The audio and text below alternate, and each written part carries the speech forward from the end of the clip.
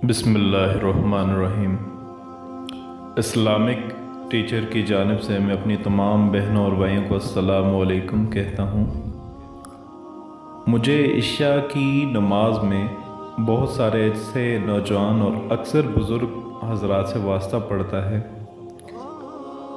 कि इशा की फ़र्ज़ नमाज पढ़ी और 2 सुन्नतें पढ़ के घर चले जाते हैं। सुन्नतों के बाद वितर सिर्फ इस वजह से नहीं पढ़ते कि दुआए कनूत याद नहीं होती।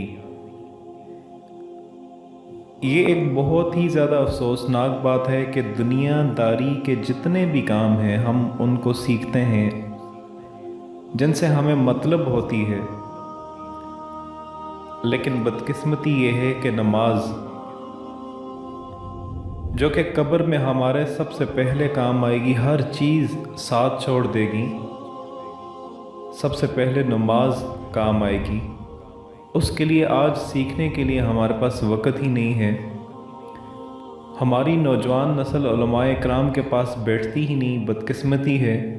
और कुछ उलमाए इकराम भी मसलकी बातों को लेके बयानात करते रहते हैं। यही वजह है कि हमारे माशरे में नमाज, रोज़े जैसे अहम फ़ज़ाइल और हलाल और हराम की तमीज़ सीख ही नहीं पाती। याद रखें कि अगर आप वितर की नमाज नहीं पढ़ेंगे तो आपकी इशा की नमाज नहीं होगी। रसूलुल्लाह सल्लल्लाहु अलैहि वसल्लम ने फरमाया, वितर हर मुसलमान पर हक है, बस जिसकी मर्ज़ी हो वो 5 वितर पढ़े और जिसकी मर्ज़ी हो वो 3 वितर पढ़े और जिसकी मर्ज़ी हो वो 1 वितर पढ़े। अब जिन वितर में वितर का वक़्त का तयीन भी आपको बताता चलूँ कि इसका वक़्त इशा की नमाज से लेकर सुबह फजर की नमाज तक है। नबी अकरम सल्लल्लाहु अलैहि वसल्लम की हदीस मुबारक है, बेशक अल्लाह ने तुम्हारे ऊपर एक नमाज ज़्यादा की है जिसका नाम वितर है। इस वितर को नमाज इशा और नमाज फजर की नमाज के दरमियान पढ़ो। सबसे अफजल तरीन वक़्त जो है इस नमाज को ताहीर से अदा करना ज़्यादा अफजल है, जिसको जागने पे एतमाद है, क्योंकि जब आप वितर जाग के ज़्यादा ताहीर से पढ़ेंगे तो आपको इन वितर की इन रकातों में जो आप अगर जाके ज़्यादा देर से पढ़ेंगे तो तहज्जुद की नमाज भी आप इसके साथ पढ़ सकते हैं। नबी अकरम सल्लल्लाहु अलैहि वसल्लम का इरशाद मुबारक है, जो शख्स आखिरी रात में ना उठ सके तो वो अव्वल शब वितर पढ़ लें, और जो आखिर रात उठ सके तो आखिर रात वितर पढ़े, क्योंकि आखिर रात की नमाज बहुत ज़्यादा अफजल है, बहुत अफजल है। अब इसके पढ़ने का तरीक़ाकार आपको बता देता हूँ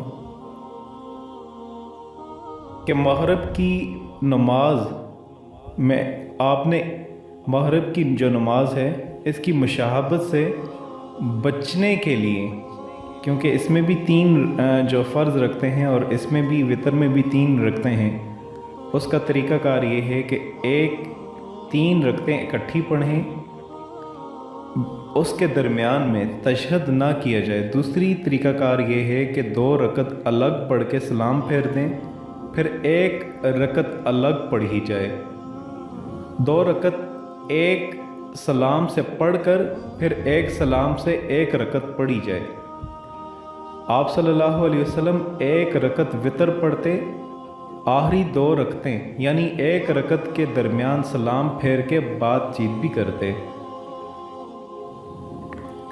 या फिर आप 2 रकतें पढ़ लें, पढ़ने के बाद आखिरी रकत में आप कोई भी सूरा पढ़ के उसके साथ अगर आपको दुआए कनूत याद है तो आप दुआए कनूत साथ मिला के पढ़ लेंगे, क्योंकि ये अल्लाह के नबी सल्लल्लाहु अलैहि वसल्लम से पढ़ी जाना साबित है।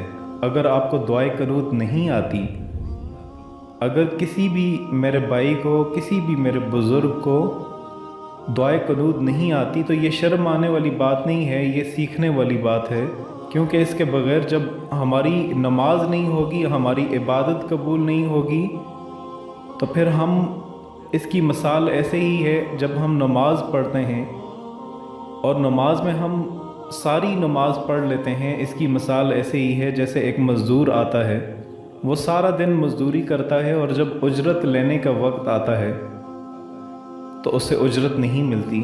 تو یہی حال ہماری نمازوں کا بھی ہے کہ ہم نماز پڑھیں اور اس کو مکمل نہ کریں تو پھر ہمیں ایسی اجرت اللہ کے قریب سے، اللہ سے نہیں مل پائے گی۔ تو جب آپ نماز پڑھیں تو سیکھنے میں اس کو کوئی بھی کسی قسم کی شرمندگی کا سامنا نہ کریں۔ اگر آپ کو دعائے قنوت نہیں آتی تو اسے یہ چاہیے کہ وہ دعا تو پہلے تو یاد کر لے، اور جب دعائے قنوت جب تک یاد نہ ہو تو اس کی جگہ یہ پڑھ لے، ربنا آتنا فی الدنیا حسنۃ وفی الآخرۃ وحسنۃ وقنا عذاب النار۔ ربنا آتنا فی الدنیا حسنۃ وفی الآخرۃ وحسنۃ وقنا عذاب النار۔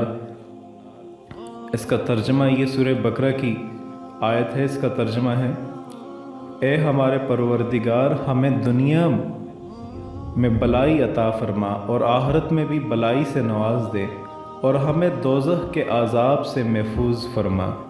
اور اگر یہ دعا بھی نہیں آتی، اللہم اغفر لی، اللہم اغفر لی، اللہم اغفر لی، آپ یہ دعا 3 مرتبہ پڑھ سکتے ہیں۔ اگر نماز دعائے قنوت پڑھنا بھول جائے، اگر فرض کریں بھول جائے تو رکوع میں چلا جائے تو واپس نہ لوٹے تو اسے یہ چاہیے کہ وہ سجدہ سہو بھی کر لے۔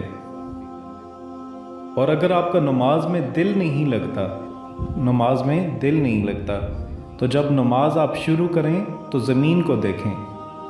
فائدہ اس سے یہ ہوگا کہ مرنے کے بعد آپ یہ سوچیں کہ ہمیں اسی زمین کے اندر جانا ہے، اس چیز کو اپنے ذہن میں رکھ کے سوچیں۔ جب رکوع کریں تو پاؤں کو دیکھیں کہ ہماری جان سب سے پہلے پاؤں سے نکلنا شروع ہوگی۔ جب سجدہ کریں تو ناک کی سمت دیکھیں۔ فائدہ یہ کہ مرنے کے بعد سب سے پہلے ناک ختم ہوگی، اور جب بیٹھ جائیں تو نظریں جولی میں ہونی چاہیے۔ فائدہ یہ کہ ہمیں خالی جولی دنیا سے جانا ہے۔ یہ سب آپ اور اپنے دوستوں کو بھی بتائیں، ہو سکتا ہے کہ آپ کی وجہ سے وہ نماز سیکھنے لگیں، اپنی نمازوں کو درست کر لیں۔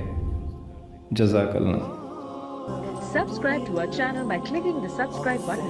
Click the bell button and enjoy the latest uploads from our تبارك channel. الذي نزل الفرقان على عبده ليكون للعالمين نذيرا